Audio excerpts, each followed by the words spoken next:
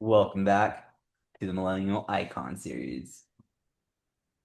Now, we did not plan this in advance. The Devil Wears Prada 2 just trailer just happened to come out the same week that we recorded this. Dude, So, whenever they announced that, I was like, oh, this is for us. mhm.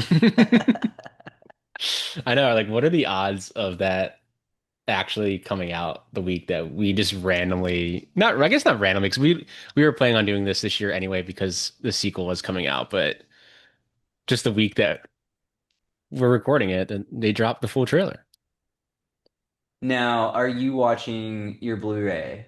Is there 4K this yet? I am watching a Blu-ray. There is no 4K, which is kind of surprising. When does the sequel come out? It comes out in April. May, April or May. Yeah, I think April. There could be a 4K coming for all I know. I'm surprised there isn't, honestly, because this has been Who do you out think for would distribute it? technically technically Disney owns this movie. So maybe not. Yeah, I guess it just would depend on if they Disney's very much like we want you to watch our streaming service. Sometimes we'll put out 4Ks of older movies, but hmm they very much I want you to watch this on Disney Plus or Hulu. love how they show different women getting ready for work right here. And then they Hmm. show Anne Hathaway as Andy. And she's just Hmm. like I just like that she's herself. Yeah. Yeah, it's like the contrast of they're all like this high fashion what they're wearing, and she's like, "Oh, I better get my notes for the day." Like that's what she's Yeah. doing. Yeah, she has her like that was her portfolio that Yeah. she was prepping. Hmm. It's New York City. When was the On last time you went to location. New York City? It's 13 years ago, maybe. Yeah? I can't do math. Yeah. When was that? 2013, maybe. Yeah, 2013, I think 2012. I went like 2011, so it's been a while. We should go back. We should go back to New York. It should. I mean, I always say Um, like if I had a shit ton of money, I would live in New York City. oh hell yeah, same. One of the things that I wanted to point out for our listeners was just like that there's like a parallel. So, Gone Girl by Gillian Flynn had a good turnover rate whenever it went to, being a book to turning into a book adaptation, a film adaptation. Hmm. Gone Girl, the book was released in 2012, and then Gone Girl, the film by David Fincher, was released in 2014. Devil Wears Prada by Lauren Weisberger. I think that's how you say her name. Hmm. 2003, and then this film, uh, 2006. Yeah. Um, yeah, because I think Fox actually bought the movie rights before the book was even finished written. Wow, it was like that fire. Yeah. So like they like yeah, I guess they really wanted it that bad. I mean, I think the big thing that they said was that they were just really scared of Anna Wintour of like how she would Hmm. react to this movie. Yeah. Um, that's like what the main thing they were like scared of, like how she would. So And we have not seen The Boss at all yet. We've just seen like The Office, hmm and it already feels hectic. Like look at yeah, how busy that hallway is. And she's just there for and an like interview. and like they make her stand out with her costume design. Like everyone's wearing like looks like all black, so like your eye goes to Anne Yeah. Hathaway, so she stands out as in like who's this person? Like Yeah, everybody's so chic, and I mean, Anne Hathaway just looks like a New Yorker. She just looks like someone on the street. hmm Now, this was before she won her Academy Award for Les Mis.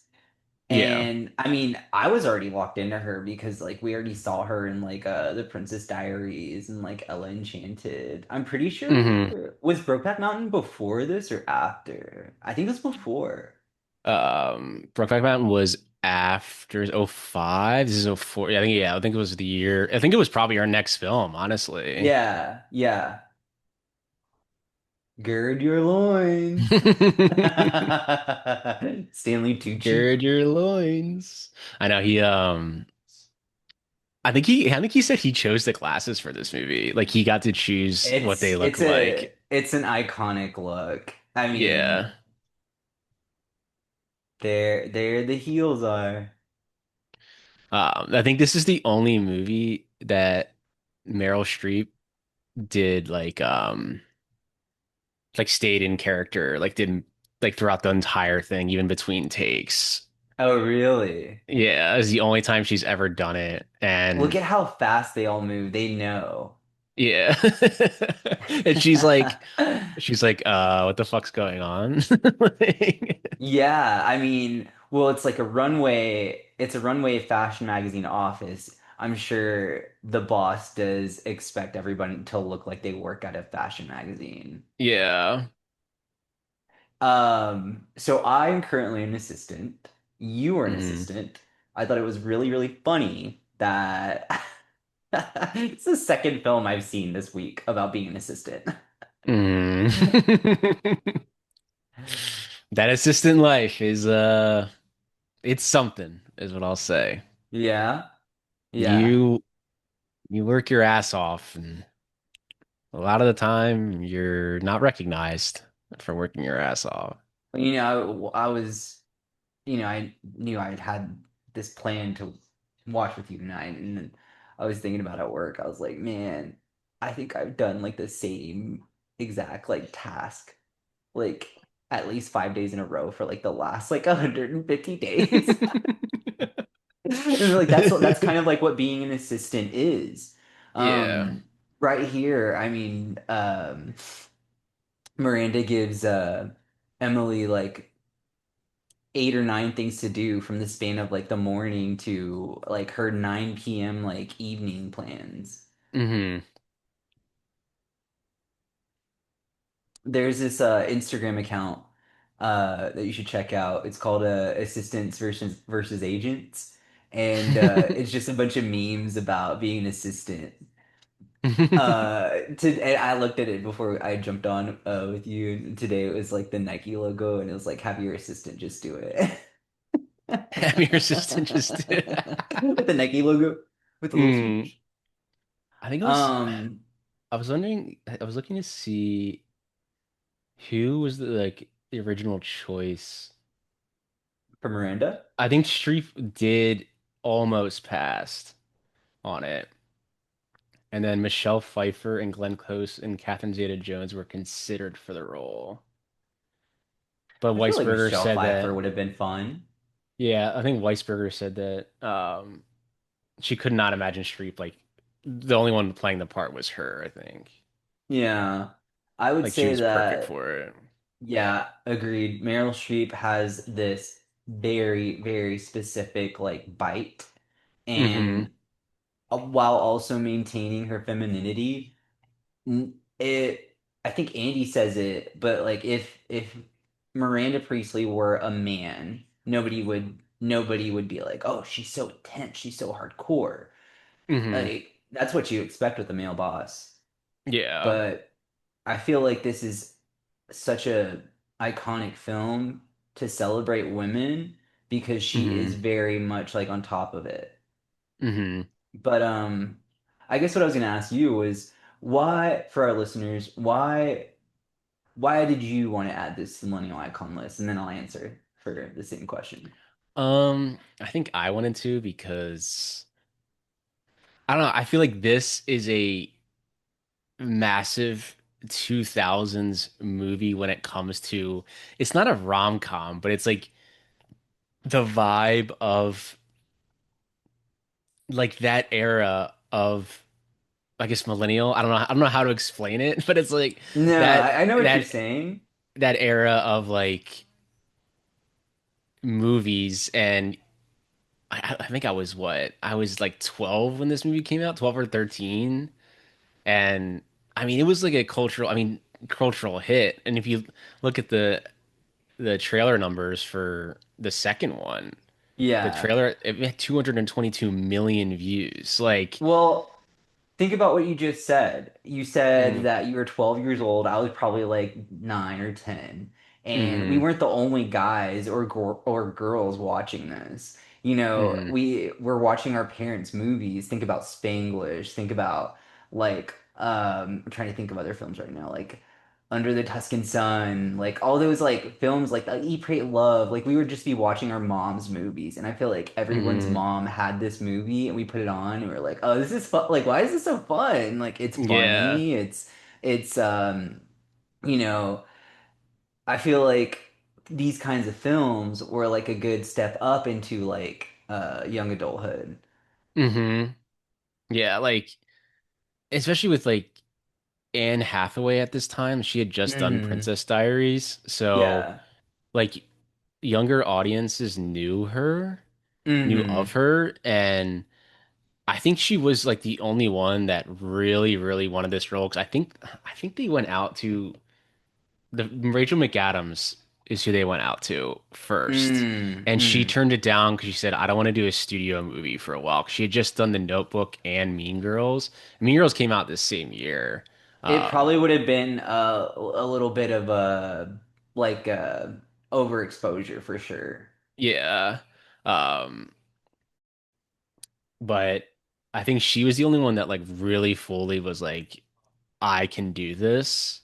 And I know I Hmm. can do this. And I don't think Fox, the executives like knew how big Princess Diaries like was to like Hmm. that generation. I don't think they like understood, and I think they made the right call at the end of the day of putting Anne Hathaway here because I think this was probably her defining role of like becoming a star Mm. was Yeah, this. I'd say so. I'd say so. It definitely would help her get roles. Yeah.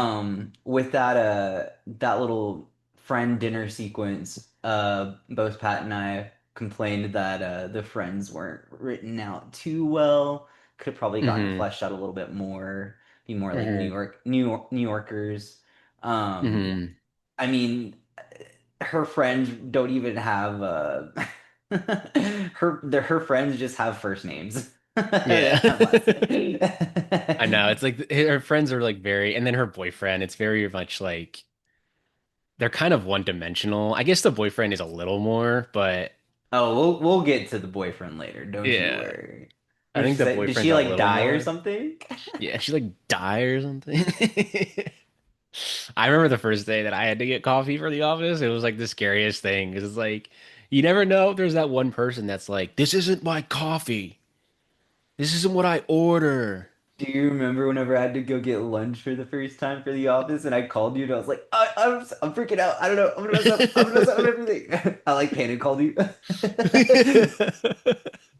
Oh that's like that. man. That's the nerve-wracking things of being an assistant. Like the smallest Yeah. things could set someone off, and that's like what this is. Like the smallest things could set Oh someone yeah. off. Like, Absolutely. like in their minds, like Meryl Streep, she's like, get someone so and so on the phone. Like it's your first day. I'd be like, who? And they'd be like, what do you mean who? You need to get him on the phone. Like This is the you're an best part of assistant. it though to me because like I think Anne Hathaway just does such a good job at like at stressing and sweating on the screen. It's just like Hmm. she's like terrified that she's gonna mess Yeah. up. Like so terrified. But then you see the calmness of Emily Blunt, like to Yes, just like answer it so easily.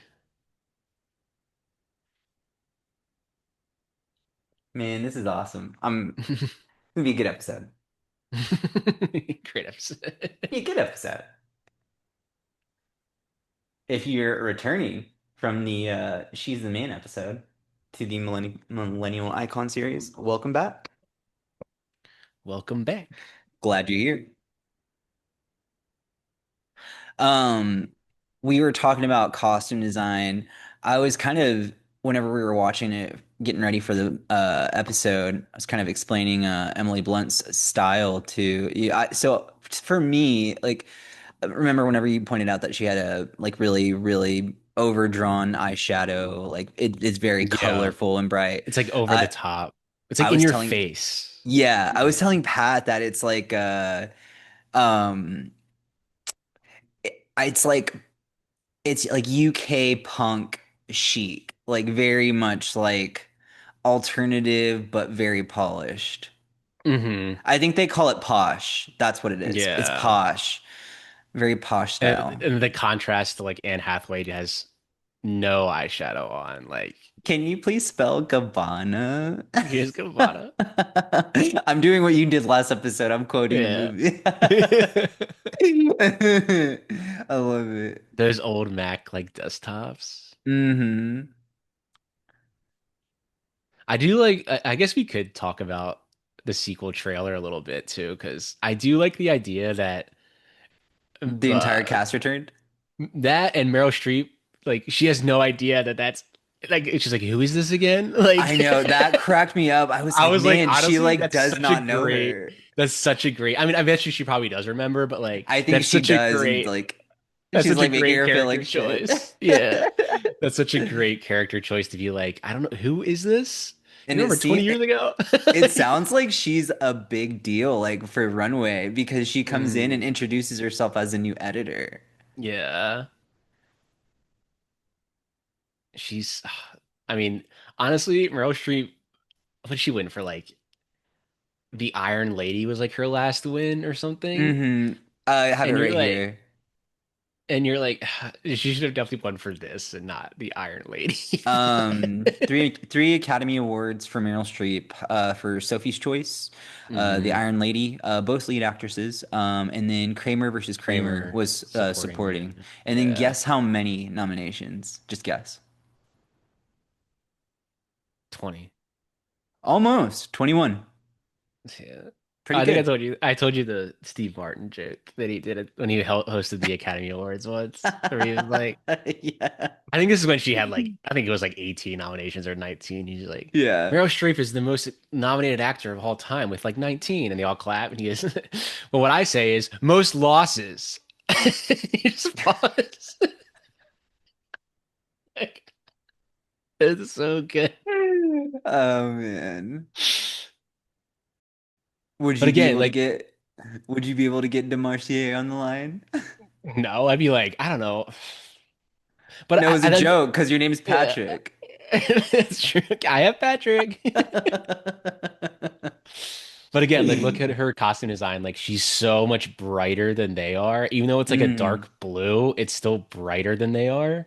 So Well, it's like you're also as the audience, like your eyes going to her because it's like you are like also kind of like in the room on her first day being like, Andy, you need to do better. You need to do better. You need to do better. Like, also there is like her costume. It's out of season. It's yeah. textured. It has it looks like she just came from outside. And like the other thing that I Hmm. was going to point out was that Anne Hathaway, she is a beautiful actress, very beautiful, Hmm. very memorable face. And compared to this world that this film is building, she looks average. And that's like really good on the films, Yeah. costume design with like all of the other characters, like with Hmm. Emily and Miranda and Stanley Tucci's character, they all look so polished and like ready for the day, like ready to be at a New York or Paris fashion show. Yeah. And she's kind of just like oh, you work in an office down the street, like The 9 to 5. coat and bag throwdown is so Yeah. good. Do the coat. Do the coat. Do the code, do the code, do the Oh code, do the man. code, do the code, do the code. So let's see here. I guess while we wait for one of the most iconic scenes, um I would say I was trying to answer the question that I had earlier about like what I thought was like the why this would be important to put into the millennial icon series. Hmm. I think for me, I like locked in once I saw like my older sisters like putting this on like again and again. I was like, why do they love this so much? And then I Hmm. like watched it and I was like, oh, okay, that's why. Yeah. It's so it's funny. It's you know at the time it was exciting to be in the world of fashion. Hmm. I mean, yeah, like this is also the height of fashion magazines. Like obviously a magazine Mm-hmm. now is like Yeah. not a thing really. I mean, there are magazines like if you go to a Barnes and Noble and stuff, there's still magazines that are put out, but yeah, like the height of fashion magazines, like this was like a massive thing. Would you And say that the model industry is probably being affected just like Hollywood is by like just social media?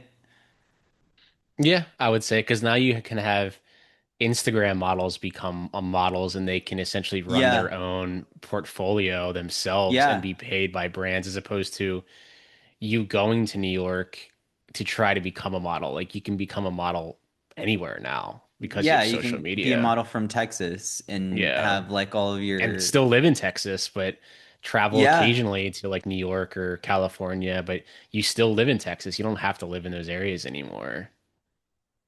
this guy, He's the head of the company. the head of the company. He's gonna be in the sequel. Oh, he is?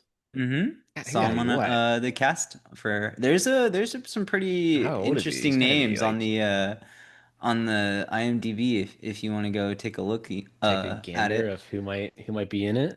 There's a certain pop star that's in it. I'll wait for you to check it out. Devil I Wears I mean, if Prada Stanley Tucci 2. picked out those glasses for this look, that is incredible because they are so distinct and it looks great. While you're looking at that, this scene that's coming up, guys, is Just interrupting. like before fucking Twitter was a thing and like people like try to burn people on there. Hmm. This is how you read someone to filth. Yeah. And this, I think they said that like the entire movie is this scene. Like this is Yeah. fashion. Oh This is the yeah. entire movie. And they shot it handheld because I think obviously when you shoot things handheld, it's more like, oh, like people would say it's more serious when like during these because Mm. you're having more it's fast-paced moving and but I think they said the main thing that they tried to sell was that especially the when she says like the line like why is no one ready? Like when she says it like that, like that's how wait right here. They're But so like different. that's how like this works. And like they're so Yeah. different. And Oh like yeah. and then like you have Anne Hathaway do the chuckle there of like they're so different. And but yeah, as a general audience, you would say the same thing. I mean, you say the buckle's different, but like you would say like those are the same thing. But in Well, fashion world, you'd be like, that is not the same thing. Like, I can confer like I can agree that this scene makes the film its whole thing because hmm it's satire of the fashion industry, but this is where it like the screenplay and the film takes fashion seriously. It's like, well, wait, like we are being like satirical about some elements of the fashion industry. Um, Holy shit, I'm thinking about how Charlie XCX is making a mockumentary about the music industry right now, yeah. and hmm it's kind of like Devil Wears Prada coded. It's like a it's like a color and a tone of like a real thing that's out there. Like the fashion hmm industry is out there right now. Like there's fashion shows going on right now. But what I'm Yeah. saying is that this is where the film shows that like hey this stuff does matter, we are making fun of a specific magazine and a specific hmm person, and but this stuff still matters because I mean fashion influences costumes in film. I mean it's all hmm fashion, like Yeah. some of the best costumes have been influenced by designers, hmm but I mean, like initially, Andy doesn't want to learn anything about her new role because fashion's silly to her at first, and hmm it's just not her bag, and that's why Miranda's so impressed with her, or she's interested, she's intrigued. hmm But Andy is not obviously. I mean, if you're watching the film with us right now, which we hope you are, she's not influenced by trends or materialistic things or even the role that she has. She just wants to work, and that's kind of cool. hmm Also, Yeah. the Like, square and then footage in like, this apartment is crazy. Yeah. We have Vinny Chase here, Entourage. Yeah. All right, I But guess yeah, I can say what I was gonna say now. It's just like I don't know. I don't know. She should get a the better boyfriend. She should get a better yeah. boyfriend I because mean he that's like sucks. the big critique of this movie. And I would say like especially the last scene, like if this was made today, obviously there's a sequel Mm, coming out, but if this came out today, that mm. last scene would not be that way. Essentially, like yeah, the way he acts is just so like you should listen to me because I'm the man. Like and it's just like I mean he is the real like the I think feel like the villain obviously Meryl Streep is like bad like her character towards her but the real like she doesn't have any support at home either so it's like she can't even go home and complain because he would just be like well just quit like but why you don't even care about that stuff maybe she does actually kind of care about it maybe that's why she took the job I don't know. She literally has had her go get eggs, go pick up photos, go check her car. It's just like it's very small, tedious tasks. Oh, I've had to do But things like that before as an assistant. see, now this is kind of making me think differently about my job because like I don't know if I like maybe I need to like be a go like get into like an industry job like a like an assistant job where I'm doing stuff like this to really Like appreciate the assistant role. I've had to Like go to what's the the airport craziest and thing pick you've ever people up. done? I had to I hope my old boss isn't listening to this. I highly doubt he is. It's But okay. I'm gonna call him out. I'm not gonna say his name, but I had to once go and go to guitar is it Guitar Center? Yeah. To pick up some like cables and stuff for his daughter because she's like a musician. Uh, So when I typed in the ad, I went there, drove all the way to Hollywood. The offices were in Burbank. Drove all the way to Hollywood, and there was like a lot of traffic. It took me like over an hour. Got there, and then they didn't have the cables. So then I had to wait for them. And then I typed in the address to the daughter's apartment, and it was a block away. And I was like, I thought I typed it in wrong, and I wasn't even like angry. I just started laughing. I was like, is this serious? Like. But anyway, if you're listening, that was really dumb that I had to do that.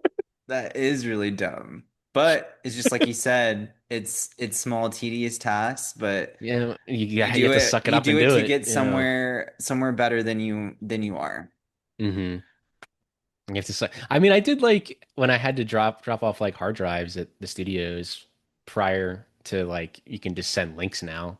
Um, it was fun going to like yeah, I get to drive for like 2 hours and no one's gonna be bothering me while I'm driving, so I can take my time going to do this task. But she just said why she's doing it. It's because it's going to open a lot of doors. So Yeah. everything that feels like annoying or tedious right now, it's all going to pay off. I mean, her dad literally Hmm. just said that she got accepted into Stanford Law and he doesn't understand why his daughter's an assistant. Yeah. Because if you're an assistant to this person, it's kind of like how I Hmm. always say watching like Hell's Kitchen, where it's like it's over the top. Gordon Ramsay's gonna scream at you. But if you can work here and do well, you can work anywhere because Yeah, he's that's true. screaming in your face. Like if you're I and mean, he won't if you do your job correctly in Hell's Kitchen, like he's not gonna yell at you. He's gonna say great job. He cooks perfectly. yeah, But if you yeah. give him raw food or if you mess up like this, like they're going to yell at you. It's just that's just how people are. And but if you can handle that and be like, it's just a job, like at the end of the She hit his day. head. Hey, shout out to the B-roll camera team Hmm. that did all of the street shots in New York City. Absolutely beautiful. I was pointing this out to I mean, Pat. you got to go if you're shooting in New York, especially for a movie like this. There's got to be a Times Square scene. I love what you Got it. told me about the camera work here, about how it like adds to the anxiety. Hmm. The zooms in and out, like the Yeah. 70s quick zoom in and out. Yeah. Oh, it's just drizzling. Yeah. Oh, it's just drizzling. drizzling, boom. It's like a hurricane. She's like, this is your job. This is your And then responsibility. when you add to the anxiety too of that is like you have so many people walking around like around Yeah. her as she's trying to get all of this done. It's at And nighttime. You're with your she's dad. literally trying to take her dad to go to a musical. Yeah, you're with your dad. He's visiting just for the weekend. Like,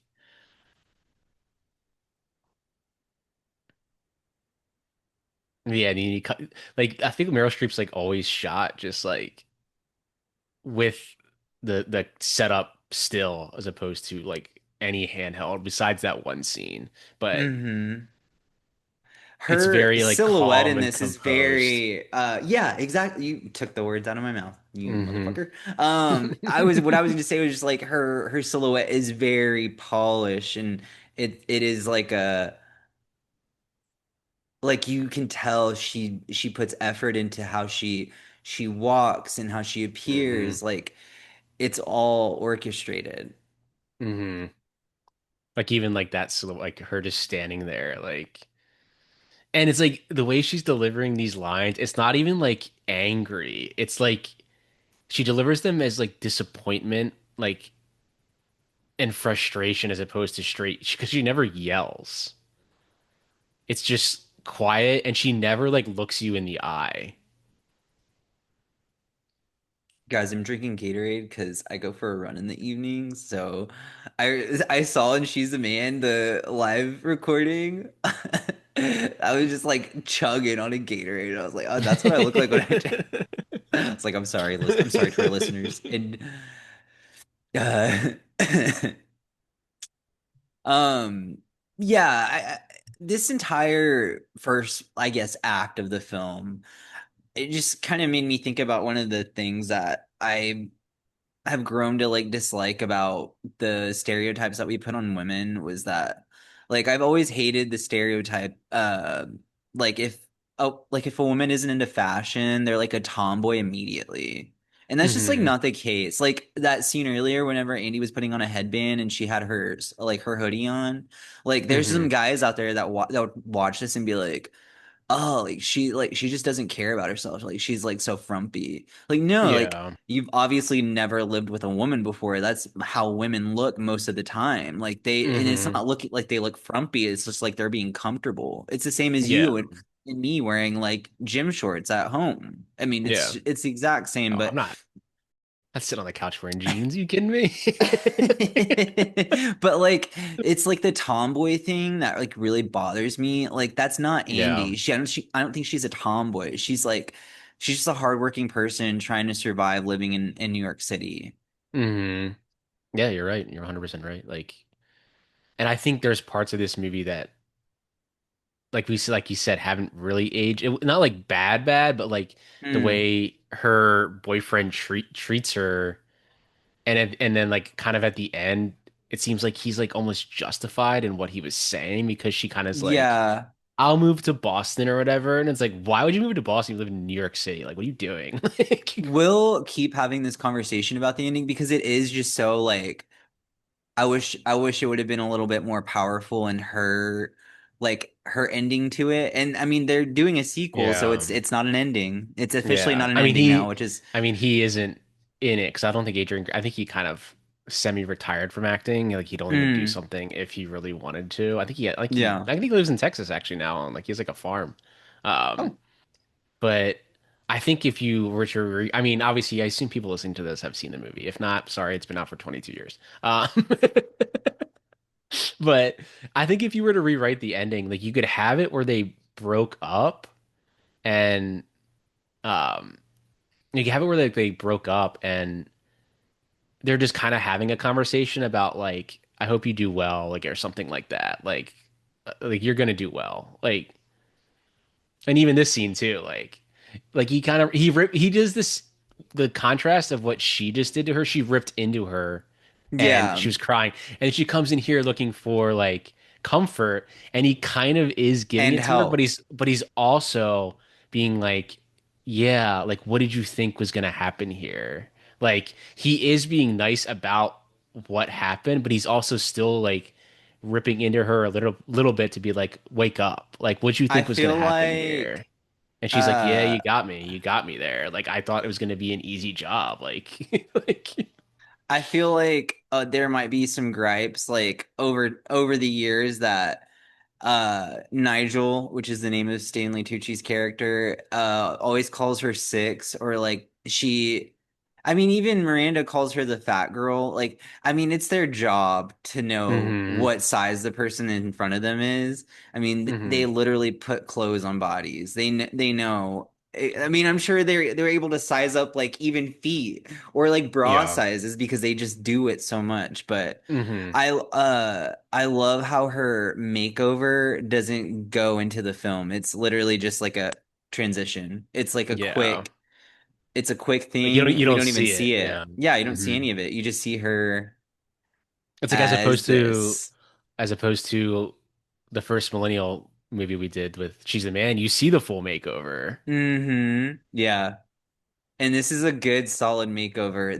Mm-hmm. The way that they they thinned her hair out. They gave The her bang solid bangs. bangs. Yeah, Yeah, she has chunky jewelry. It's kind of like I mean, I feel like Giselle. it's still Andy. I feel like it's still Yeah, Andy. And people be like, she changed. Like, I don't think she fucking changed. She no. looks great. Oh, She shut just up, changes Serena. the way she looks. I was like, what? Here we She does look good. go. Giselle?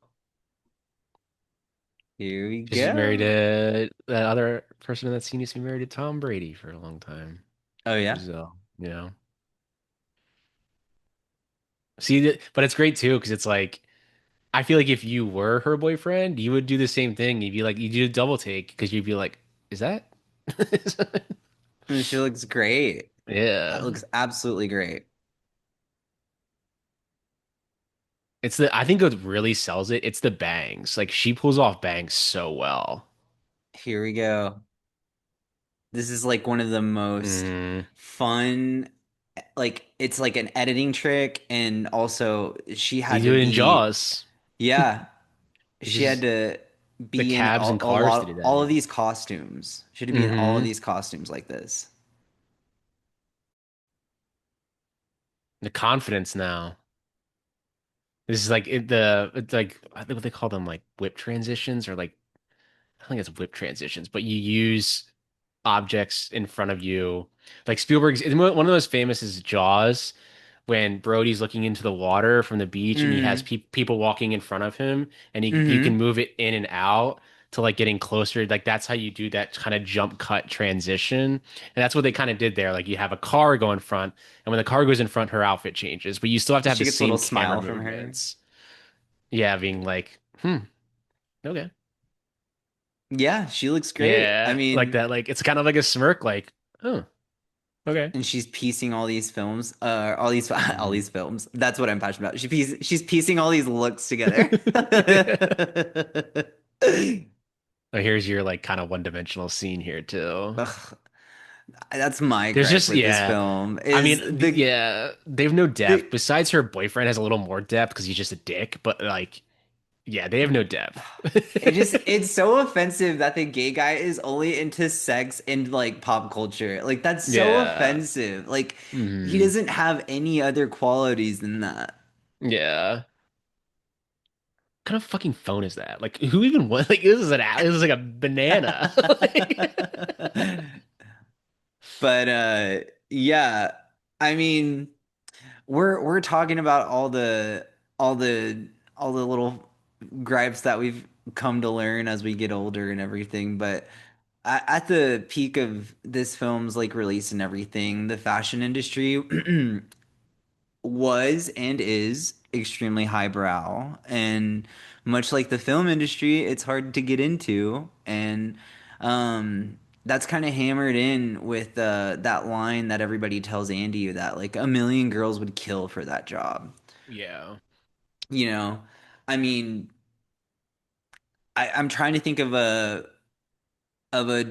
of a director or a filmmaker that I mean like that I would kill to go work for them. Or like, Mhm. you know what I mean? It'd be like a Steven Spielberg, like, and Yeah. you have someone that's like casual moviegoer that's like, oh, I know it's like some of the movies, but I don't know like all of them. And you'd have someone. I mean, I don't think Spielberg is like an asshole like like she is, like Miranda is, but you'd be like, someone would say like, wow, you're Spielberg's assistant. Like, man, millions of people would kill for that job. Like, Yeah, it's true. yeah, it's like yeah. But yeah, it's like again, her friends like they think it's like a oh, it's not that serious because it's just fashion. Like Hmm. we have finance jobs. We have Yeah. I'm a chef. Like these are real jobs. You're just an assistant to a fashion designer. Like Well, I think whenever she reacts that way, she's showing the audience that this is like a very serious. I've always loved how that just that little detail of like she did her lips in the taxi mhm, to be at this party. It was just like it was just, it's a nice little detail. Um, yeah. but what she's just gradually taking this more seriously and finding an affinity for it. I mean, I think about things or like maybe I didn't take it seriously at first and like I was like, "Oh, well, actually this is actually really cool." But yeah, she's literally meeting up with a designer to get something from Miranda. Like she's getting Hmm. deeper and deeper into it. And but I like I've kind of noticed too when she's like with her friends where they were at that bar and then when she's Hmm. ever with Vinny Chase, her boyfriend. I'm gonna call him Vinny Chase the whole time.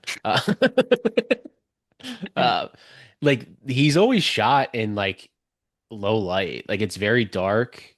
Um, Mm. and at that bar it's a lot darker. And then you have these scenes where she goes to these parties and the lighting's a little different. It's more like it's a tad bit brighter. Her face is more lit because Hmm. she's seeing like a different world that she wasn't a part of, and the You world know she is a part what? of is a lot like the lighting's a little different. It's a little darker. Now that you say that, these kinds of like soirees or like little like cocktail hours for fashion would Hmm. be a lot darker. They would be Yeah. very extremely dim, like neon lights kind of thing, but it's like a new world for Andy. So yeah, everything feels like pop, like it's all Yeah. popping. Like you have that light, like look how bright, like her face just stands out. Like she's Hmm. lit, like they're purposely lighting her face.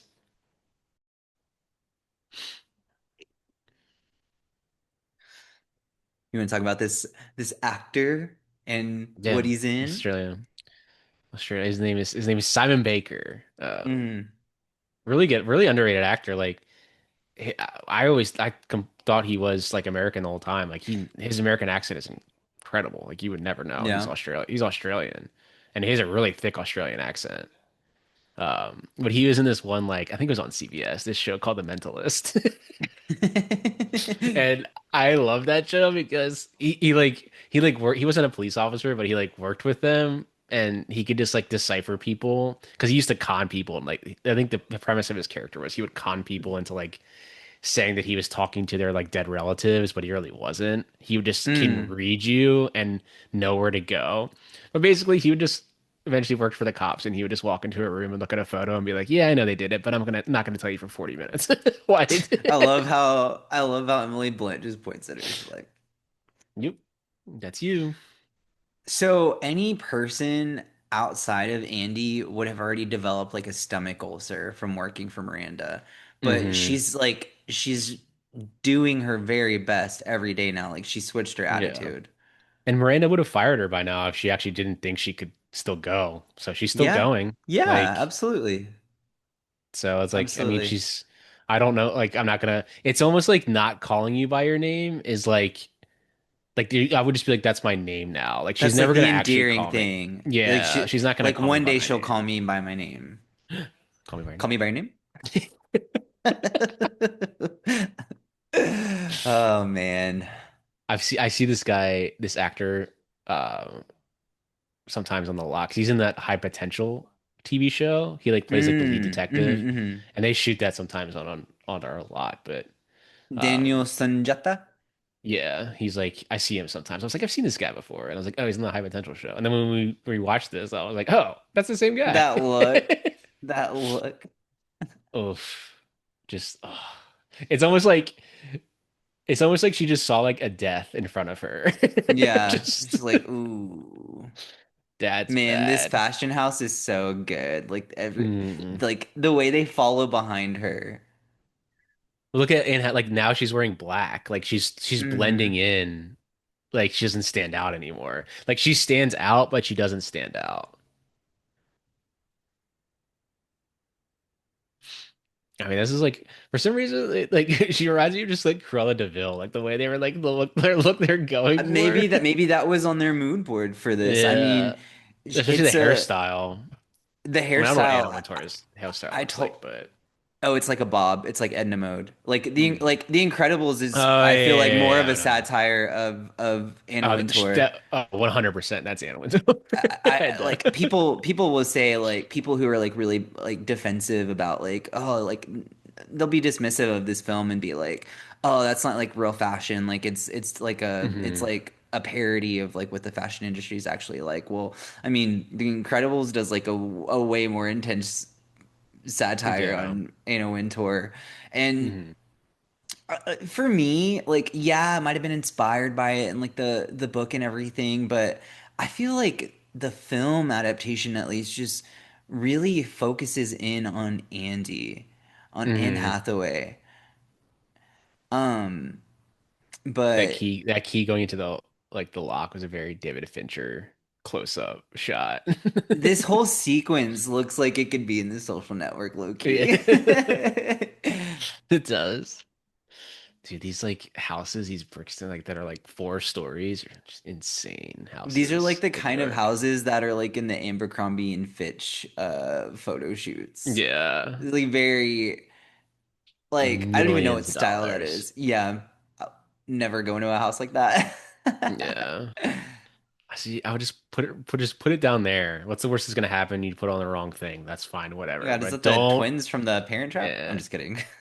Is it the Shining twins? You guys ever seen The Shining?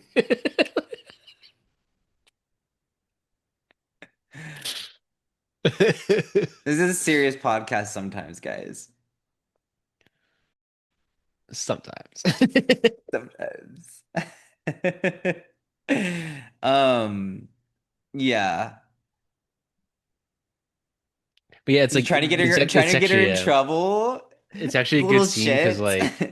like she's gotten confident of like, oh, I can handle the office, but when I get out of the office is where I Mm. can't handle it. Like I'm still not like I would not go upstairs. I'd be like, I'm just gonna put it here. Like I'm just gonna put it here. It's down here. Like do not go upstairs. But this scene is important because we're the viewer and Andy are seeing a open wound. Like Yeah, it's you're not introduced all that there's something going on at home that's like, yeah, it's not all perfect is what I'm saying.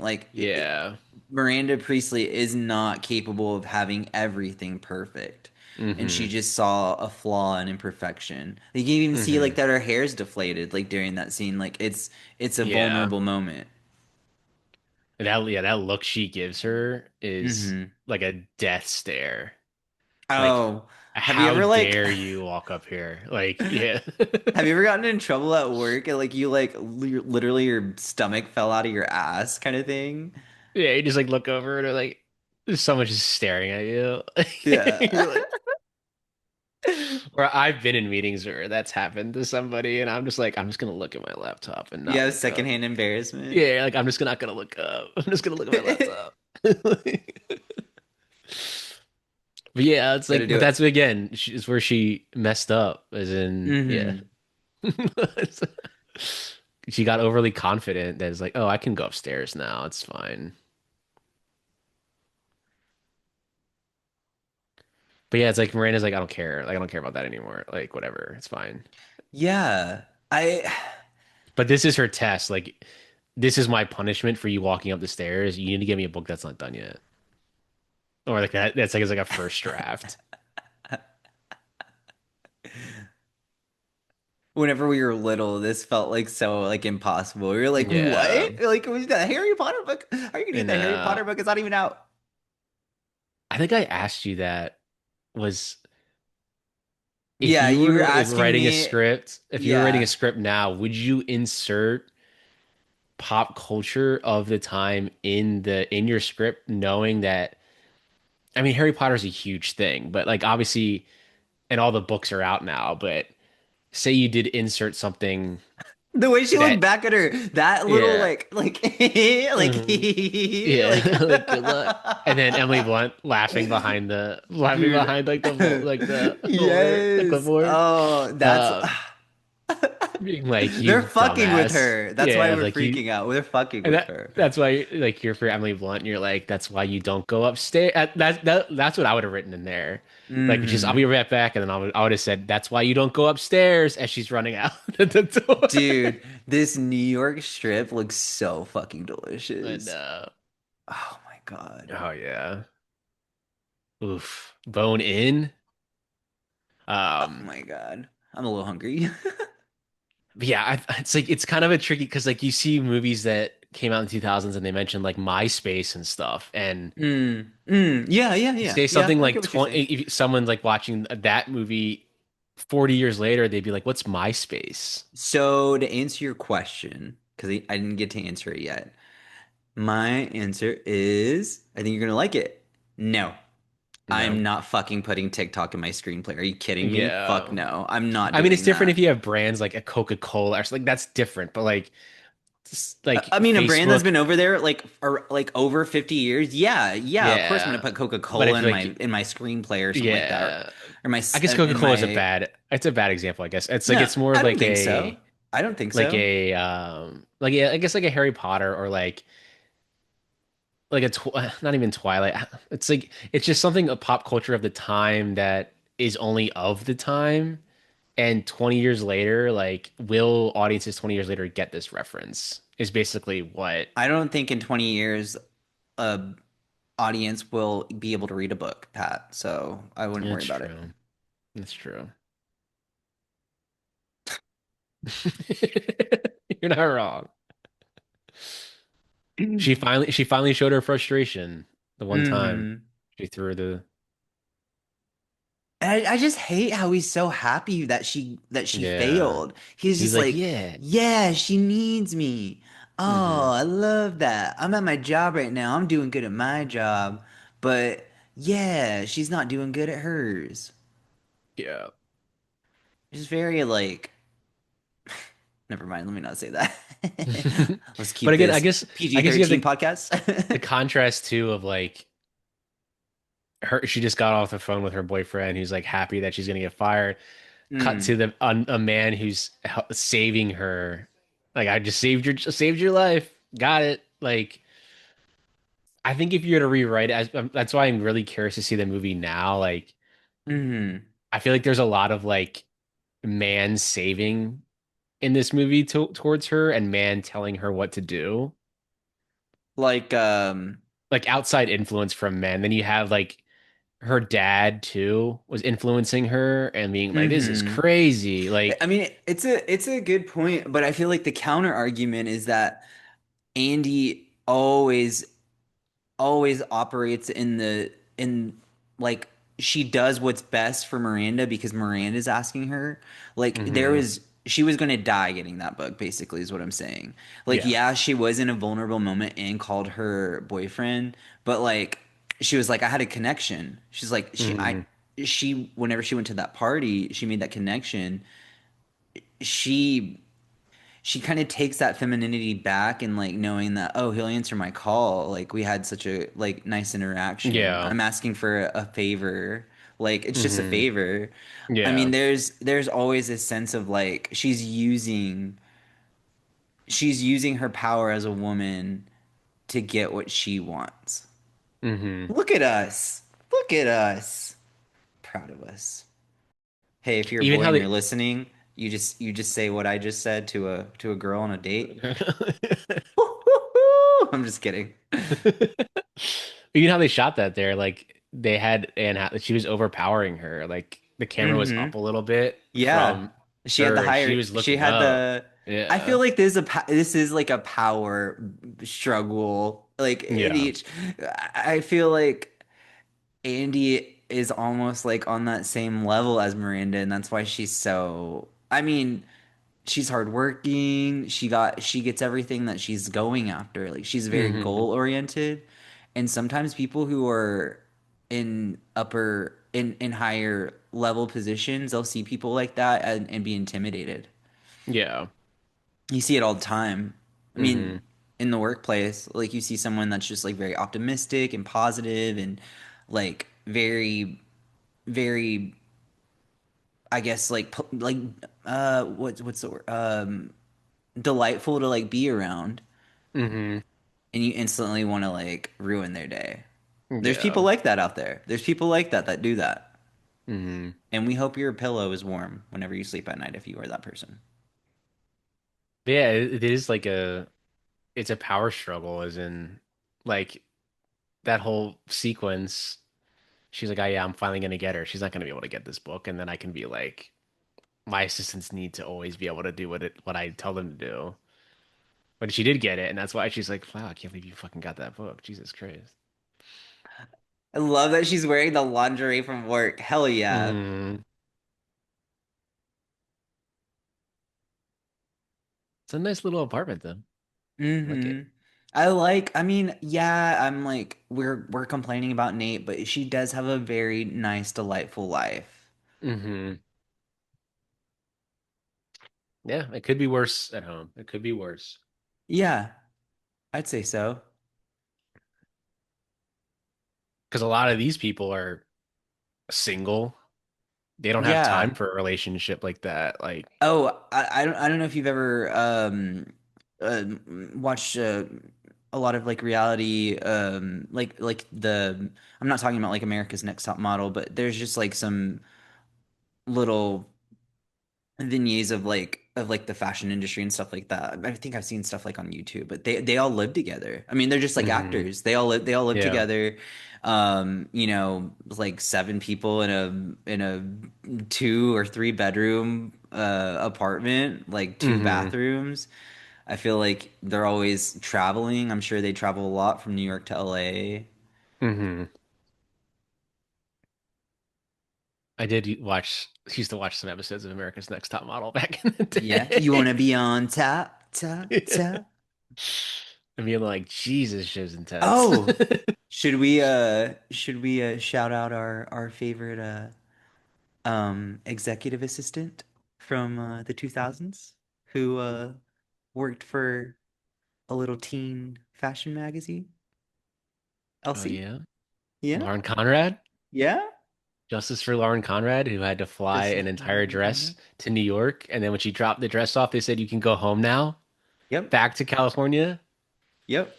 Damn. And she was the whole time, what do I wear? What do I wear to the event to drop this off? And then she drops it off, and then her boss is like, you can go home now. Fucking hell. LC, we love you. We figured that out whenever we were watching this movie. Pat and I were talking about the The hills hills. and just another freaking thing, guys, where you meet your best friend and you're like, man, we if we grew up in the same place, we would have totally been best friends. Iconic. The hills. The hills in Yeah. Laguna Beach. Also, Lauren Conrad, we're really glad you did not end up with Brody, because I don't know, just Or was his name Justin Bobby or whatever? Is that his Just name? oh no, Audrina dated Justin Austin Bobby. Bobby. Look at Who's me the other knowing all the guy? tea. Who's the other Spencer? guy? Spencer's running for That's governor. Spencer. Spencer, not Spencer and Heidi. She dated another guy. Is it Jason or something? Yes, Jason was the first boyfriend, Jason. and then Brody Yeah. came in, and Yeah. then I feel like I don't. And Steven now is on the Traders. Oh, we're talking about, we're talking about Laguna Beach and the hills right now. I love it. We're little boys again. Man, I used to watch that show all the time. I used to have my Shazam ready and like get the song from the show and be like, listen to the song while I'm like, this is great. This is So why we good. do the Millennial Icon series because it pulls Yeah. out conversations like this. Hmm. And that was like that era, yeah, it was like I that era of TV, of reality mean, that was TV before becoming the big. Kardashians. I mean, the Hmm. Kardashians were on E. Before like any Mm-hmm. Housewives, like Mm-hmm. because I don't even think Laguna Beach started until like '06 or like Yeah. Yeah. '05. Yeah. So it was like around this time. Like this is the height of fat, like reality TV is coming a thing. The online Yeah. era is Yeah. This starting. is whenever Like, Twitter started, Facebook. yeah, the online What I was era gonna is ask starting. you, what other MTV shows that you watched? I watched The Room Raiders and challenge, Room Next. Raiders. Next was great. Oh, You remember next whenever they'd was be like, "Oh, I don't want to date a next. guy that wears flip-flops." Yeah, Next. that show. The premise of that show is so fucked up. Like they just get off the bus and say next immediately.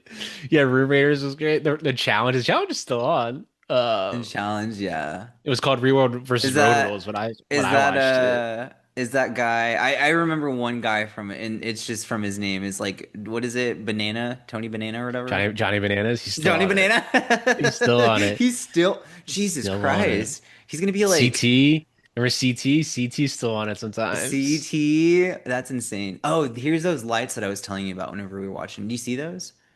Hmm. That like reflection. Oh What is yeah. that? Is that the I'm helicopter? wondering, I think it's like the light reflecting off the lens from the helicopter. Ah, I mean, That's what that's it still looks really like. cool. It shows that they were Yeah. on a helicopter and they were filming that shit. I miss helicopter shots. Now they just use drones and they kind of all look the same, but I miss those over like New York or LA helicopter shots. They I just look love this little good smile that Nigel gives her. I when he sees her from a distance. Yeah. mean, she's fully enveloped in the world now. Like we're no Yeah. longer with Andy from the beginning He of the was like, film. yeah, he was like, okay. Basically, he's like, Yeah. okay, you're looking good.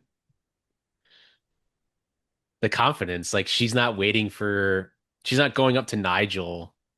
You know what I was thinking about? Emily Blunt did a roundtable for the Smashing Machine. She didn't talk about the Devil Wears Prada at all. I think she was like saving it. She didn't want to talk about it too much because she knew that the sequel is about to come Yeah, out. do press, yeah, for But that, yeah. And they're gonna do a lot also of marketing for it, but yeah. also, she was talking about how after this film, so many studios came after her and literally just wanted her to play the British bitch role. And I kind of Yeah. hate that. I mean, it's iconic for this, but I'm sure she didn't want to just play it like in her words. I'm not saying that like personally. I'm not. I would never call an actor that. But Hmm. I was quoting her from the roundtable, but she said that she just got calls for playing the British bitch in every single film like that was Yeah. pitched to her. And I hate that. Which is kind of It's like, typecasting. yeah, it's just kind of ironic because the original character is not British in the book Mm, or when they wrote the screenplay. But when I think she did her audition tapes, she did it hmm with her just in her British accent, In her like her regular act. accent. And yeah, and they just were like, wait, like this actually works. Like she's actually really good. I feel like And if Emily were like American, it would have a different tone. yeah, It would be I think it very works well that like she's British. It works well that she's British. Yeah, not in a I think negative connotation, but it would have the mm, Hills vibe. yeah, She'd I be think like it an just shows LC. that fashion isn't just like this isn't just America. Like this is all over. Like you have people from all over the world. International. Yeah, it's international. Yeah. Like this is bigger. Like she's from London or whatever and she came to New York to be in fashion. Like hmm I think you're gonna have that this shot and then the second one for sure. All three of them standing there. Like, Obviously, 20th Century Studios, we are very excited for The Devil Wears Prada. If you want us to come market your film, just let us know. yeah, we're trying to meet Anne Hathaway. We are literally trying to meet Miranda Priestley in real life so she can read us to filth while we stand there in our button-up shirts and sneakers. Be like, damn, I just got roasted. Hell yeah. We're gonna be like, There's always this scene. There's always that and these movies where they run off and the music's like kind of upbeat, like like it's always like in these Dee, movies. dee, dee, dee. Dee, dee, dee. What I was gonna say was, we meet Meryl Streep, and we're like, "Hey, can we ask you a few questions? Can we interview you?" And she's like, "Yeah, sure." And then we're like trying to get our stuff ready, and she's like, "Why is nobody Why ready?" is no one ready? I love it. Because Uh, she was running off to Vinny Chase, right? And then who stops her? Another guy. you know what? I'm getting actually really, really intrigued by what their plan is to market this because this is a millennial sequel. Hmm. I mean, I think there'll be some TikTok stuff, but I think mostly it's Yeah. gonna be like, I don't, I it mean, would be there so is an cool. audience there. 222 million views in like 20, like 24 hours. Like there's clearly an audience for it. What a And great way it to could be get ready all the for millennials. It could the be all the millennials sequel. watching it. Yeah. This is a great way to get ready for the sequel, kind of like Hmm. talking about the hills, kind of talking about like MTV, like all the things like Twitter, That era, yeah. MySpace. Yeah. I mean, I even saying Twitter now, like in this episode, it feels a lot lighter. Like the fun of it. Hmm. You remember whenever it was fun? Yeah. Like It was like that whenever early, it that was late funny? 2000s when it like, yeah, it Yeah. was really picking up. Yeah. And then I was just like, What would you say would be the most memorable part of your 2006 outside of film and outside of like pop culture? Like what was really um, exciting about that time in your life? I was a freshman in high school. Hmm. When did, what was it, the I was in exact seventh grade. date? What was the exact date this came out? This feels like a June spring 30th. release. So Damn it, I was close. I was going into my freshman year of high school when this came out. So I think it was Um, like it's very formative, like just like a time like that 2000s, like that decade is just a very formative time in like any millennial's life. Like that's when you like really were like in middle school, high school, going into college. Like it's you whenever you that was formed your identity. I hmm feel like this film came and that's out she's forming her identity in this film, like who she on is. the Hmm. cusp of forming your identity. This is whenever I found like a really really big love for music. I fell in love Hmm. with score this year, And and I this is watched a around the lot of time, yeah, movies. around the time Yeah. that I started to fall. Like I used to watch a lot of movies growing up, but it wasn't like a, oh, I really want to get into studying them. It was around this era is when I really started to get in really interested in movies and then like So what I'm discovering hearing, like, Patrick, is this both like kind of like the dawn of like who we are now? yeah, it's like that era of yeah, like that '06 era of I'm going into high school. This was a big hit and Why don't we look up like some things from 2000, like I don't know what the top 10 songs were of that year, but that would be crazy to tell our listeners. 2006 top songs. Let's see. This is a really important scene. It's whenever Um, she tests I know I'm just asking, I'm so sorry. She tests Andy to see if she will go to Paris mhm. instead of Emily. She's testing, I was telling Pat this the last time we watched it. She's testing Andy to see if a good person will do something to a friend and be fine with it so that way she can do it later in the end. Yeah. Yeah, it's like yeah, like she's literally like it's like you're baiting just to see what she would do. Yeah, Um, like an experiment. Hit us I with can it. give you the Hit us with it while we look at number these one B-rolls. song, number one song of 2006 was Bad Day. 'Cause you had 'Cause you had a bad yes. day. You Number take it. Oh, two, we're gonna get copyright Temperature. strike. Temperature by Sean Paul. Temperature.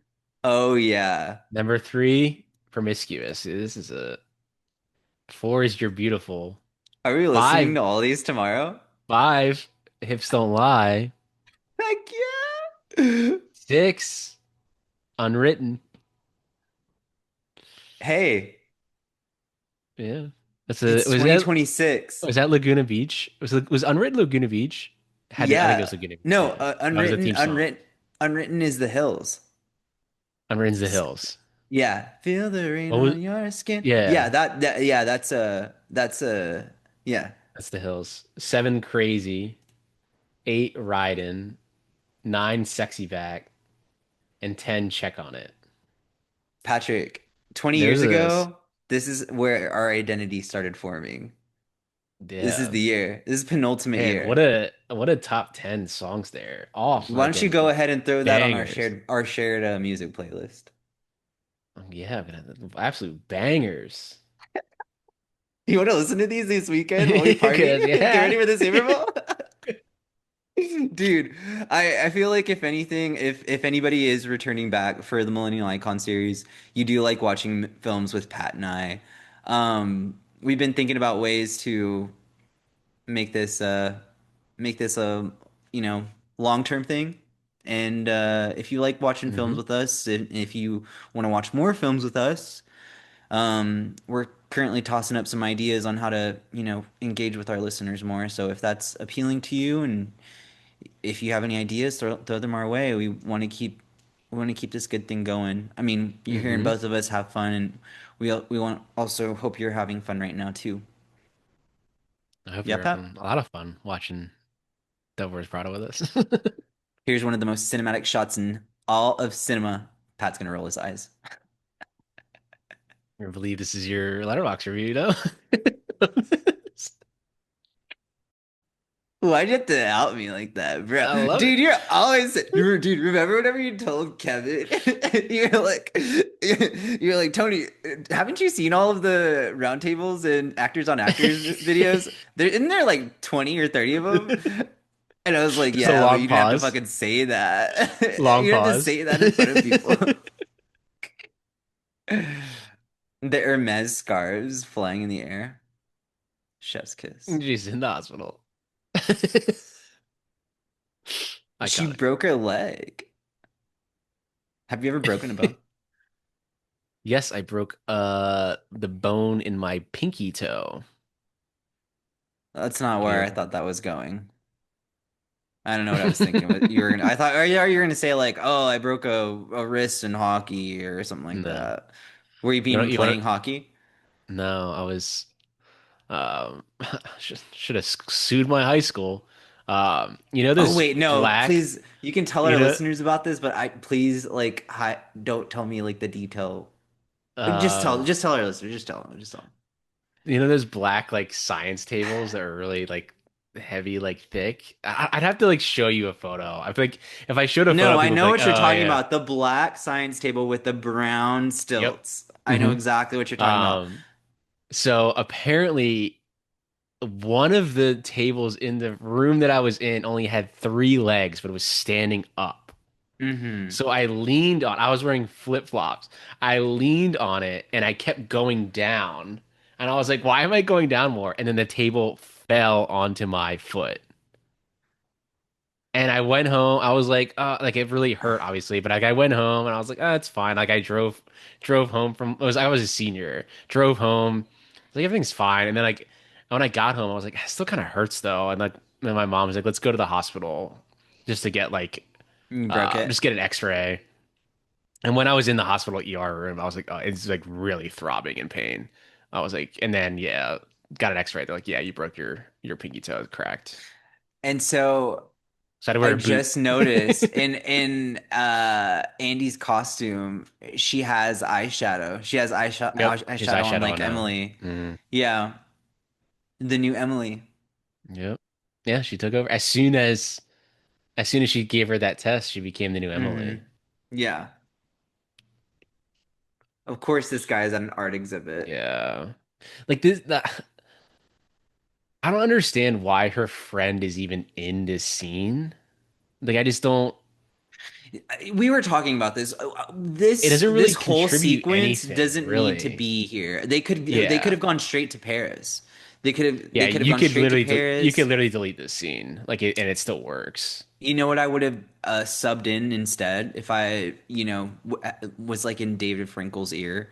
I'd be like, Hmm. you should make like a really iconic dinner sequence where it's Yeah. just Miranda and Andy, and there's like kind of like a Godfather kind of like conversation going on. Hmm. It like, I can, I can, I can open doors for you, or I can ruin your life. Yeah. I mean, I get why this scene's in it because it's supposed to be like she's tempted by an outside person that's not her boyfriend in this world, but like her friend is literally only here for this. Like, why would she like? I know she like I said, she was invited, but her friend doesn't ever do anything with this information. Like, she doesn't Hmm. go to Adrian Grenier. I don't think it's very much like a.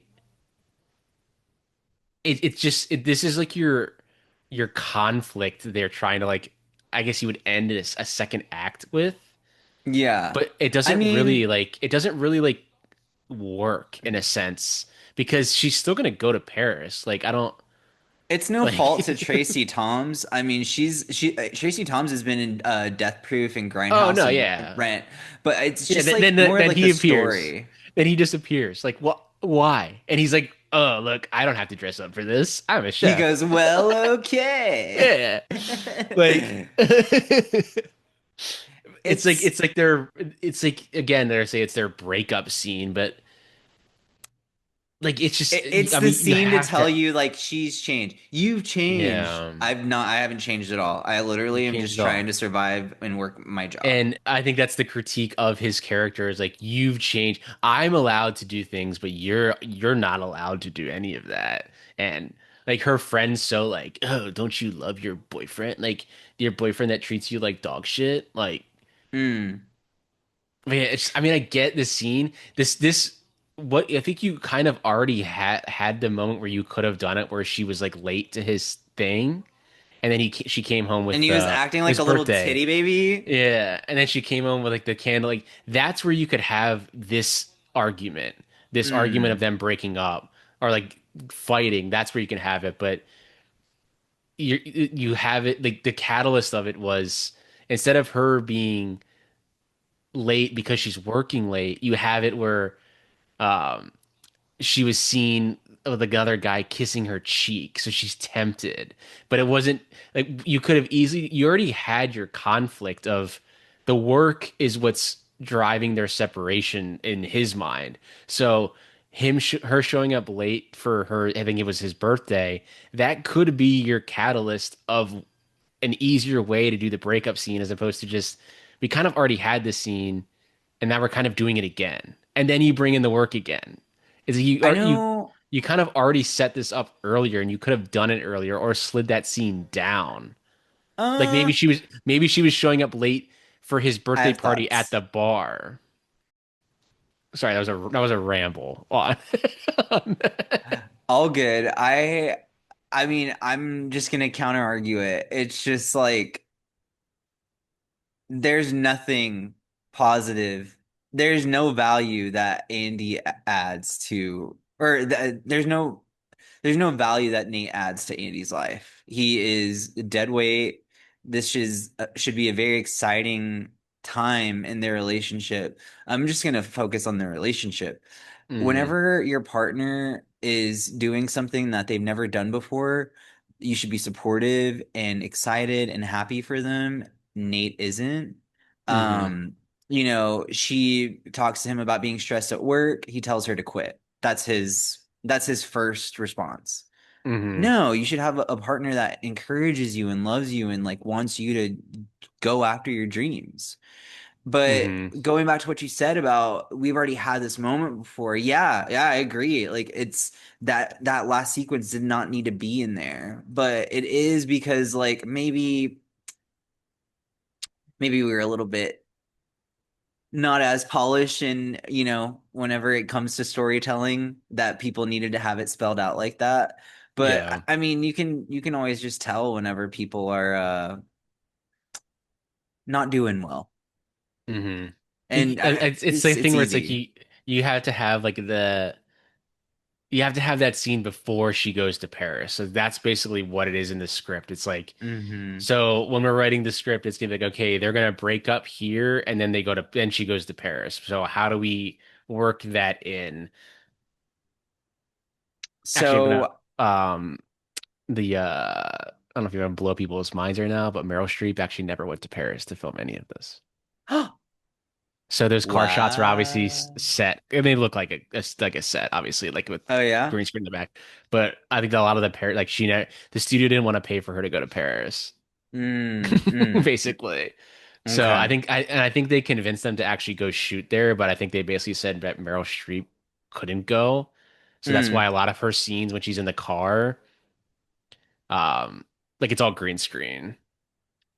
What I was gonna, we'll just kind of give some nice little trivia to our listeners during the kind of setting up the third act here. But what I was gonna say was that everybody was really afraid to be part of this film.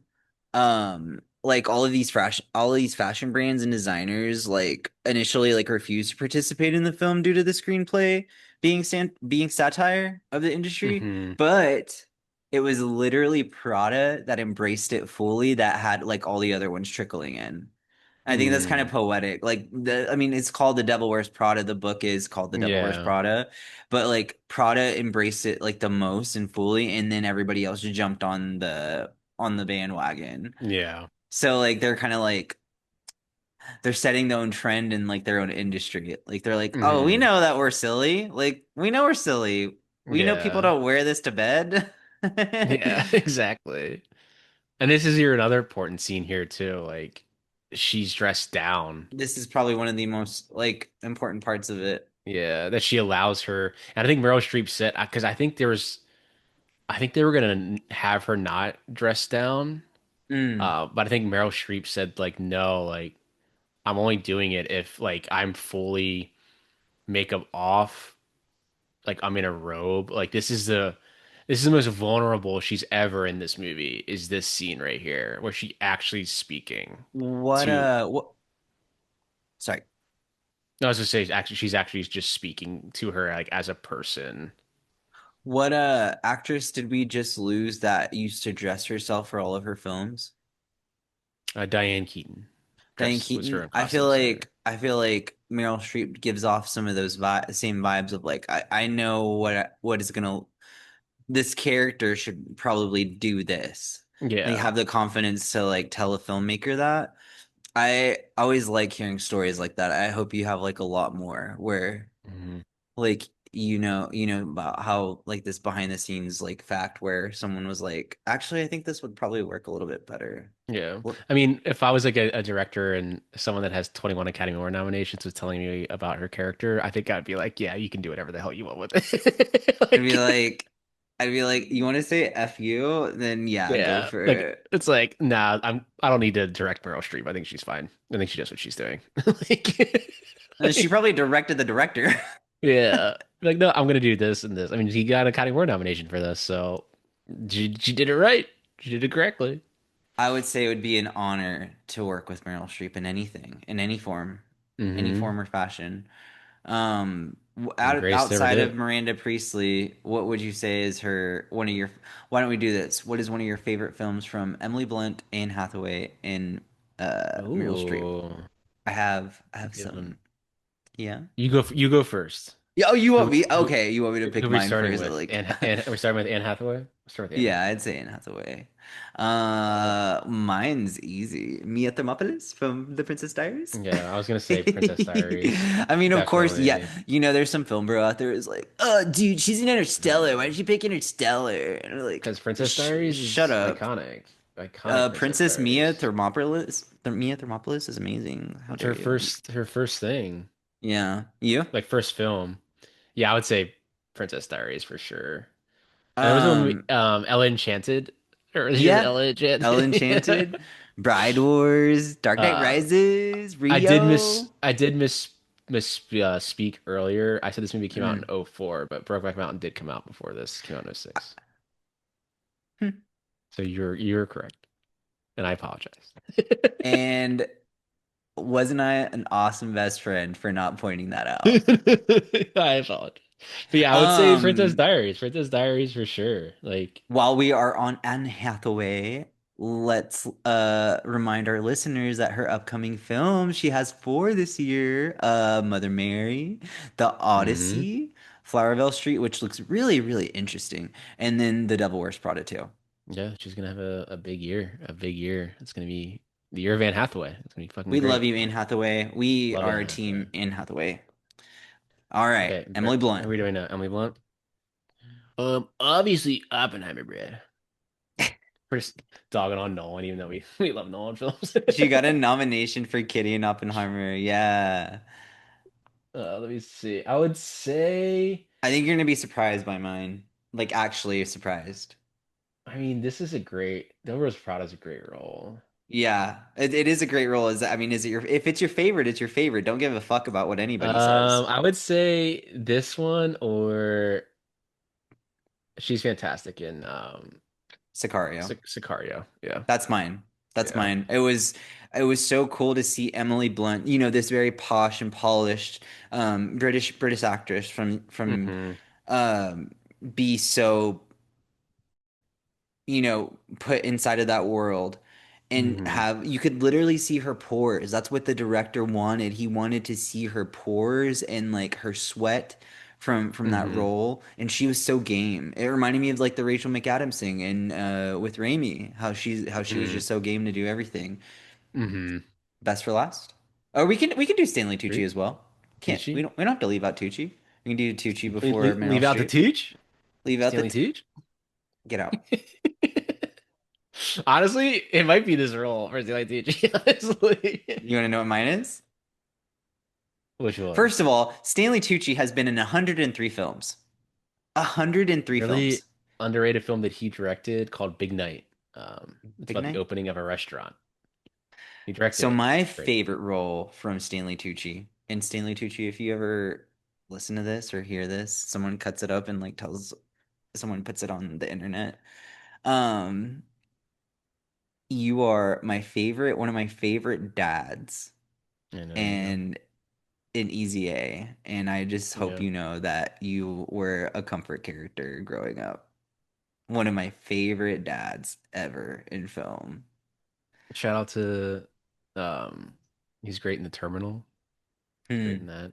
Yeah. But I would say yeah, I think it's Devil Wears Prada. I think it's I mean he's great in Hunger Games, Caesar Flickerman, Oh but yeah, yeah, of course. Caesar Flickerman in Hunger Games.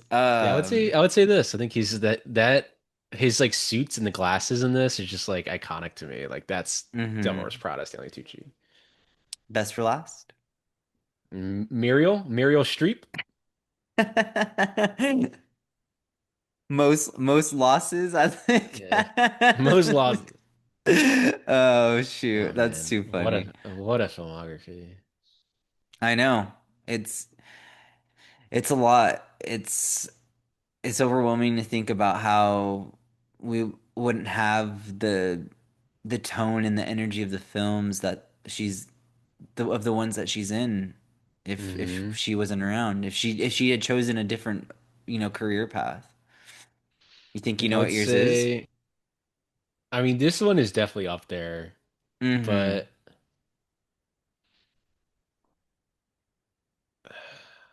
I mean, it's either, It's hard, right? It's really hard. yeah, I mean, because she's great in The Deer Hunter, Mm-hmm. Kramer versus Kramer, French Lieutenant's Woman.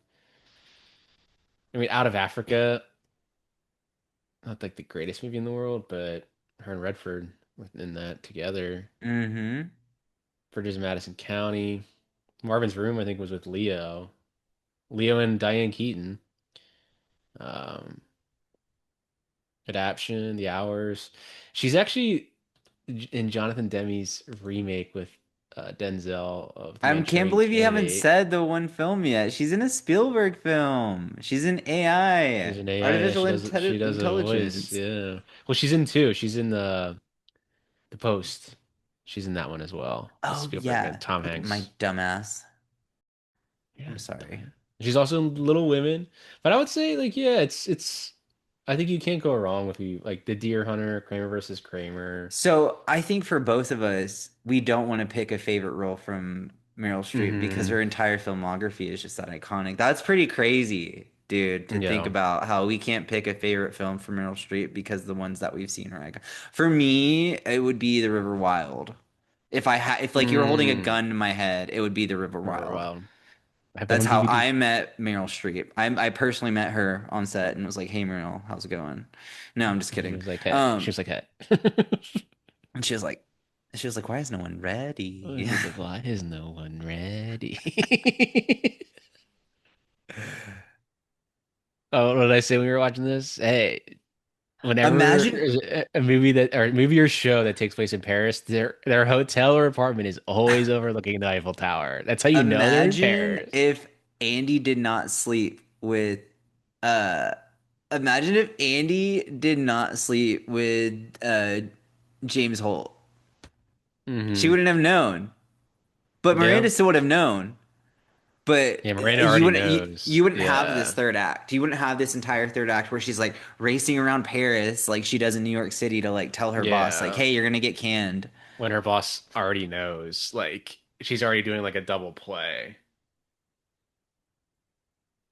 But I think it goes to show like one, this world is cutthroat. Like a lot of industries, like entertainment industries, cutthroat.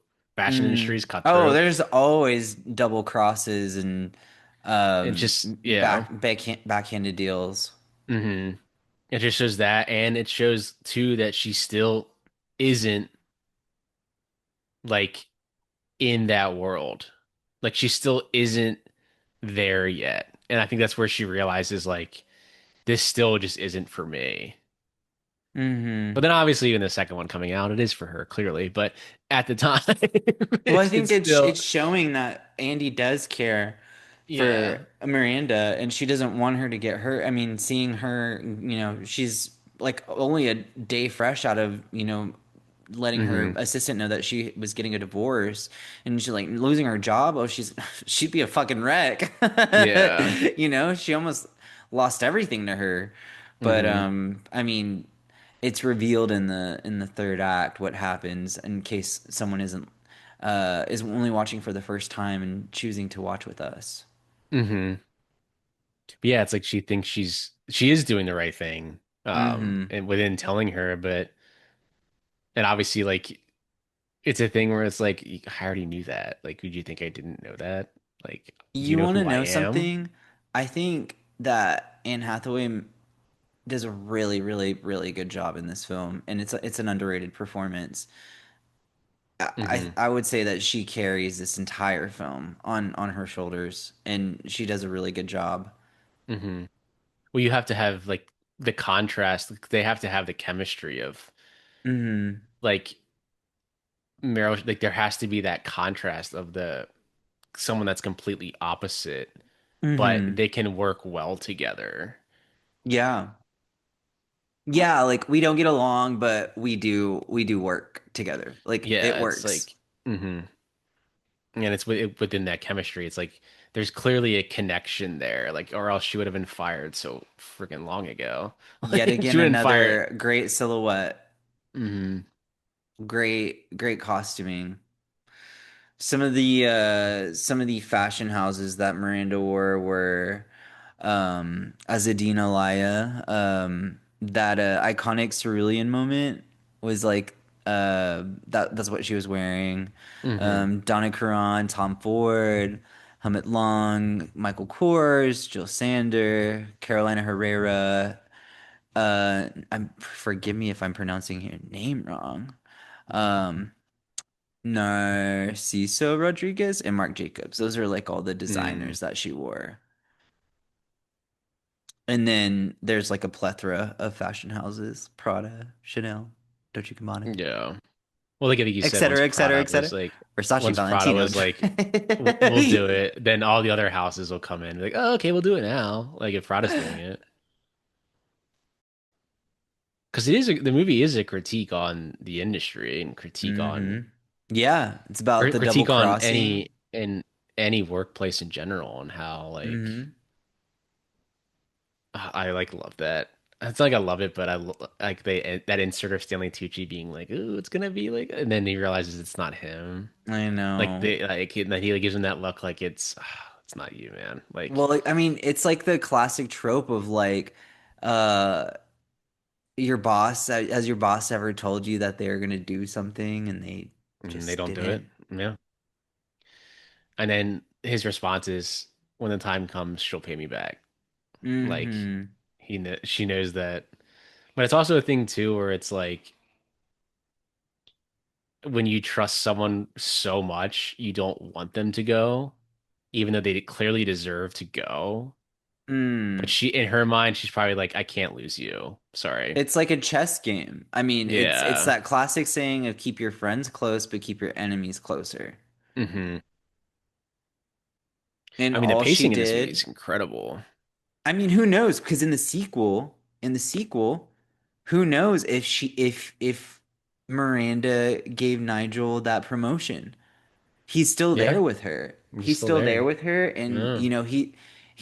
he strikes me as the type of character in storytelling that would stay true to Miranda even after all those years. And he was like, I knew it was going to pay off. Hmm. Um, you know, What if he's a chairman?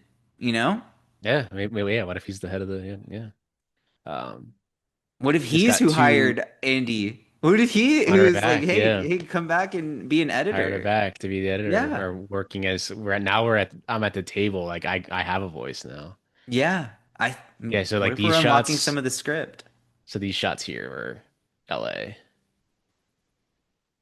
Really? Hmm. She didn't go. And any shots of her like from behind in Paris. Hmm. So that's what they did here. See, they'll blow out the window so you can't tell that it's not Paris. Like it'd be like an LA Ah. street. It could be like an LA Hmm. like railway street right there. Um, it's only nominated for two Academy Awards though. Best costume design and best actress in a leading role. I love that. Yeah, I mean this there you go. this Best movie's costume design. I mean, yeah. all of her looks are iconic. I mean this movie's very well paced. I mean we're almost at the end here. It's Yeah, been pretty much. an hour and a half and it's You flown wanna? by. I think I have a tease to what our next film for the Millennium Icon series is. Oh yeah, Yeah. Wait. Is it is it the one that I think it is? How I do we think do so. this? Is it? I think so. Okay. Uh, well, I don't know. Maybe we should have discussed this before because now I'm like nervous. You give a hint. I'm gonna say the hint is front handspring step out. If you know what that means, you are a real one. I'm so excited. You If want to you know just do what it that now? Want to means, just put it on right after this? just run it again. Just run it right after. No, that one's gonna be a great one. Yeah, I think just the reasoning behind all this is to make people of our generation feel like we are all kids again, Like we're all just going hanging out back with into our high school friends. again. Yep, watching We're all movies in with your high school friends. Yeah. Be in sure to that put on 2000s era. Temperature by Sean Paul after the episode. Hmm. And Just have lean in. and I mean, just it's. I mean, I tell Pat about this all the time. Just like people should be allowed to like let themselves like enjoy their childhood again. Like go hmm. revisit something that makes you feel warm and comfortable and you know. Well, even like someone rewatching this movie, they haven't seen it in like 15 years. Mm-hmm. And like obviously they know the Devil Wears Prada, but like they haven't seen it in 15 years and they put it on and they're like, wait, this movie's actually great. Like, I forgot how good Yeah. this is. Yeah. Here you So that's go. yeah. Here you go. So these shots are different. So like these shots here, I'm pretty sure LA. So you have a tight close up on her, so you can't see anything around her. But then the reaction is Paris. So it's two different locations. That's pretty interesting. The beauty of movie magic. So that if you look closely at that, there's a stand-in back there. It doesn't look anything like Meryl Streep. Like Yeah. But yeah, So they exclusively did not want to fly Meryl Streep out to they thought it Paris. was too much money. Basically, they didn't even want to. I think they asked the studio, and the studio didn't even want to go to Paris at all. They were like, no, it's too much money. We're not giving you that much money. So I think they begged to have anything filmed in Paris. So they went and filmed for like, I think just like a week or something, maybe even like 5 days and got as much as they Yeah. could. But Meryl Streep would have been too much to go there. So she didn't go there. So they had to shoot all those scenes in LA probably or You New imagine York, being probably like New Meryl York. Streep and being like, I'll just go to Paris on my own. Yeah. Just fly there. This And here's dumb the scene. scene Yeah. makes me so mad. Like this scene should be like they kind of it's alluded that obviously they get back together, but it's like it should be a thing where it's like I hate this line. It's like you were right the whole time. It's like that he wasn't right though. Like this scene should be them coming to a understanding of See, even when he says he is mm, still focused on the materialistic things, that's not yeah, why she did it. She did it to open no, doors for herself. He still yeah. thinks of her as just a girl. I'm sorry, guys. I hate Nate so much. If you are a Nate out there, chances are I might not like you, and that's fine. Yeah, it's like it should be them realizing like it should be them being like I hope you like he's gonna go to Boston or something and she's gonna stay in New York and Mm. being like Hmm. I hope you do like I have seen a change and like this change is better, like better for you and I'm glad you're happy. That's what the scene should Hmm. be. Not Yeah. not I was right the whole time anyway. You want to come to Yeah. Boston? Like goddamn Vinny Chase, man. Stars in Medellin and a box office bomb. There's It's like we Entourage meet people him one listening to day this. and I'm just like, sorry, I'm really trying my best to like not think about you as Andy's Oh, I'm sure. boyfriend. I'm sure he like got that shit You all think the he time. He gets the still gets heat? it, You think he and gets he's the like, heat? guys, I'm an actor playing this character. I'm just reading the lines. He's like, I Like, hated that guy too. he probably would say like, yeah, he kind of is a dick. Like, but yeah, this scene, if this was coming out today, it's a different scene. That scene's a You different know what scene. this scene reminds me of right here? This whole sequence reminds me of The Help. It reminds me of Hmm. The Help. And whenever Emma Stone's character goes to the interview and goes, "Will you Hmm. shut that damn door?" Well, that's just too damn I'm like, bad. you're a mess. Up in the air kind of took this scene at the end of Up in the Air. It's kind of the same thing. Mm, mm. Like it's like the go another thing. Like I'm dumb enough to hire you. You'd be dumb enough not to hire her or something. That was a cool shot. Yeah. I like that building. I like that exterior. That's cool. Hmm. The New York Mirror. Use those locations. Location, location, location. Shoot in New Look York. at her. She's happy. She's a new person. Hmm.